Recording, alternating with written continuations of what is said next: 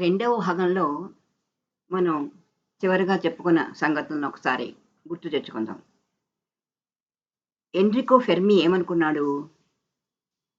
Beta కణక్షయం జరిగితే nuclear రియాక్షన్‌లో ఏర్పడేటువంటి జన్యమూలకం పరమాణు సంఖ్య జనక మూలకం పరమాణు సంఖ్య కంటే 1 ఎక్కువగా ఉంటుంది.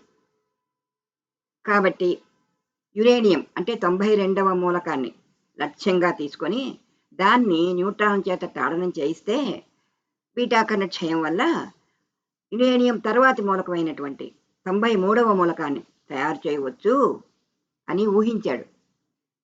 కానీ వాస్తవంగా ఈ కేంద్రక విచ్ఛితి చర్యను జరిపినప్పుడు ఉత్పన్నాలలో అంటే ఉద్భవాలలో ఈ విచ్ఛితి ఉద్భవాలలో ఏమున్నాయని తెలుసుకున్నారు? ఐరిన్ క్యూరీ విశ్లేషించి చూసినప్పుడు ఉద్భవాలలో 57వ మూలకం ఉందని ఫలితం వచ్చింది. అంటే ఈ మూలకం యురేనియం మూలకానికి చాలా దూరంగా ఉంది. యురేనియం 92 కదా, ఇది 57. అలాగే ఆటోహాను స్ట్రాస్మన్లు కూడా ఈ ప్రయోగాన్ని చేసి ఉద్భవాలని విశ్లేషించి చూసినప్పుడు వాళ్ళకి అందులో లాంథనమే కాదు బేరియం కూడా ఉందని తెలిసింది. ఇది కూడా 92వ మూలకమైన యురేనియంకి చాలా దూరంలో ఉంది. ఈ ఫలితాలు చాలా ఆశ్చర్యాన్ని కలిగిస్తున్నాయి. కాబట్టి ఆనాటి ఈ ప్రముఖ శాస్త్రజ్ఞులందరూ న్యూట్రాన్ యురేనియం కేంద్రక విచ్ఛితి చర్య సమస్యపై పరిశోధనలు ప్రారంభించారు అని చెప్పుకున్నాం. ఇక ఈ కథను ఈ భాగంలో కొనసాగిద్దాం. 1939 జనవరిలో జర్మన్ కాంతిశీకులైన ఆటో ఫ్రిష్, లెయిజీ మెయిట్నర్లు, హాన్స్ స్ట్రాస్మన్లు చేసిన ప్రయోగాన్ని కేంద్రక విచ్ఛితిగా అభివర్ణించి ఒక బరువైన కేంద్రకం తేలికైన కేంద్రకాలుగా విచ్ఛితి చెందుతుందని, ఈ విచ్ఛితి చర్యలో అపరిమితమైన శక్తి విడుదలవుతుందని వివరించగలిగారు. ఈ విధంగా 1939వ సంవత్సరం అతి ముఖ్యమైన శాస్త్రీయ పురోగమనానికి సూచించే 2 పరిశోధనా వ్యాసాల ప్రచురణలతో మొదలైంది. వీటిలో మొదటి వ్యాసం జోలియో క్యూరీది. అది ఫ్రెంచ్ అకాడమీ ఆఫ్ సైన్సెస్లో పడింది. న్యూట్రాన్ల చర్య వల్ల యురేనియం థోరియం కేంద్రకాల ఆగాధు విచ్ఛితికి ప్రాయోగిక రుజువు, అంటే ఇంగ్లీష్లో experimental proof of explosive fission of uranium and thorium nuclei under the action of neutrons అనే టైటిల్ అనమాట. ఆ టైటిల్తో వచ్చిన మొదటి వ్యాసము. ఇంకా రెండో వ్యాసము ఆటో ఫ్రిష్, లెయిజీ మెయిట్నర్లది. ఇది ఇంగ్లీష్ పత్రిక నేచర్లో పడింది. ఈ వ్యాసం తాలూకు శీర్షిక ఏమిటంటే న్యూట్రాన్ల చర్య వల్ల యురేనియం విచ్ఛితి, ఒక సరికొత్త కేంద్రక చర్య. అంటే ఇంగ్లీష్లో ఏమని ఉంటుందంటే uranium fission under the action of neutrons, a new type of nuclear reaction అనే శీర్షికతో ఈ రెండో వ్యాసం అచ్చయింది. కేంద్రక విచ్ఛితి చర్య పట్ల శాస్త్రజ్ఞులు అమిత ఆసక్తిని చూపించడానికి గల కారణాల్లో ఈ చర్యలలో వెలువడే అసాధారణ శక్తి ప్రధానమైనది.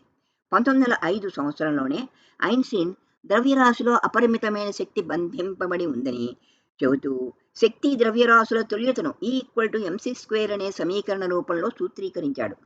ఈ సూత్రానికి మొట్టమొదటి ప్రాయోగిక రుజువు 1932లో ఇంగ్లీషు భౌతిక శాస్త్రజ్ఞుడు కాక్రాఫ్ట్, ఐరిష్ భౌతిక శాస్త్రజ్ఞుడు వాల్టన్లు సంయుక్తంగా నిర్వహించిన కేంద్రక పరివర్తన చర్యలో లభించింది.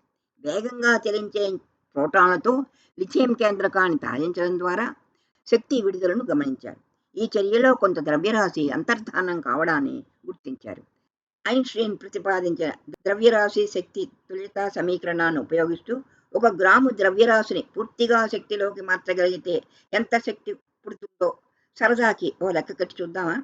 సమీకరణంలోని కాంతి వేగం అంటే సి విలువ సెకనుకి 30 బిలియన్ సెంటీమీటర్లుగా తీసుకొని ఒక చిన్న లెక్కను లెక్క కట్టి చూస్తే E=mc² ఉపయోగించి లెక్క కట్టి చూస్తే ఆ విలువ ఎంత వచ్చిందంటే 900 బిలియన్ ఎర్గులు వచ్చింది. ఈ శక్తి 25 మిలియన్ కిలోవాట్ అవర్స్కి సమానం. దీనిని బట్టి మనం రైల్లో ప్రయాణం చేయడానికి కొన్ని ఒక టికెట్ ద్రవ్యరాశి ప్రపంచం అంతా ఆ రైల్లో పలుమార్లు చుట్టుపెట్టి రావడానికి అవసరమయ్యేట శక్తికి సమానం అన్నమాట. ఫ్రెడరిక్ జోలియో క్యూరీ యురేనియం న్యూట్రాన్ కేంద్రక విచ్ఛితి చర్యకు మెకానిజంని అంటే క్రియా సంవిధానాన్ని సూచించాడు. యురేనియం పరమాణు కేంద్రకాన్ని వేగంగా తెలుస్తున్న న్యూట్రాన్ వెళ్ళి ఢీకొంటే అది 2 ముక్కలై అపారమైన శక్తి పుట్టుకొస్తుంది. శక్తితో పాటు మరో 3 న్యూట్రాన్లు కూడా పుడతాయి. ఈ 3 న్యూట్రాన్లు మరో 3 యురేనియం కేంద్రకాలను ఢీకొంటే మళ్ళీ శక్తి 3 మూడు 9 న్యూట్రాన్లు. ఈ 9 న్యూట్రాన్లు మరో 9 యురేనియం కేంద్రకాలను ఢీకొని విచ్ఛితి చేస్తే మళ్ళీ శక్తి 9 మూలు 27 న్యూట్రాన్లు. ఈ విధంగా శక్తి శక్తి శక్తి ఈ చర్య శృంఖలా చర్యగా అంటే చైన్ రియాక్షన్గా కొనసాగేటందుకు అవకాశం ఉంది. చర్యలో ఒక యురేనియం పరమాణువుకి ఒక న్యూట్రాన్ మొదలు పెడితే చాలును.